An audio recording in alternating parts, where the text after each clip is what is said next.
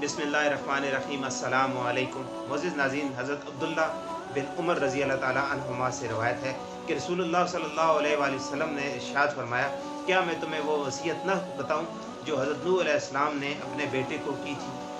सहाबा रज़ी अल्लाह ताला अन्हुम ने अर्ज़ किया, ज़रूर बताइए। इरशाद फरमाया, हज़रत नूह अलैहिस्सलाम ने अपने बेटे को वसीयत में फरमाया, मेरे बेटे, तुमको दो काम करने की वसीयत करता हूँ और दो कामों से रोकता हूँ।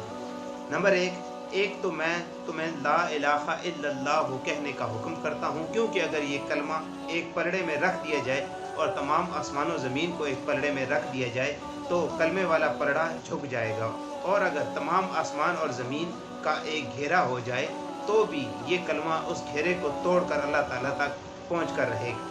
दूसरी चीज़ जिसका मैं तुम्हें हुक्म देता हूँ वो सुभान अल्लाहिल अज़ीम व बिहम्दिही का पढ़ना है, क्योंकि ये तमाम मखलूक की इबादत है और इसी की बरकत से तमाम मखलूक़ात को रोज़ी दी जाती है। और मैं तुमको दो बातों से रोकता हूँ, शिरक से और तकब्बुर से, क्योंकि ये दोनों बुराइयाँ बंदे को अल्लाह ताला से दूर कर देती हैं।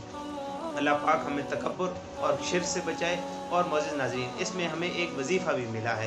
ये वजीफ़ा सुब्हान अल्लाहिल अज़ीम व बिहम्दिही पढ़ने से इंसान को रोज़ी मिलती है।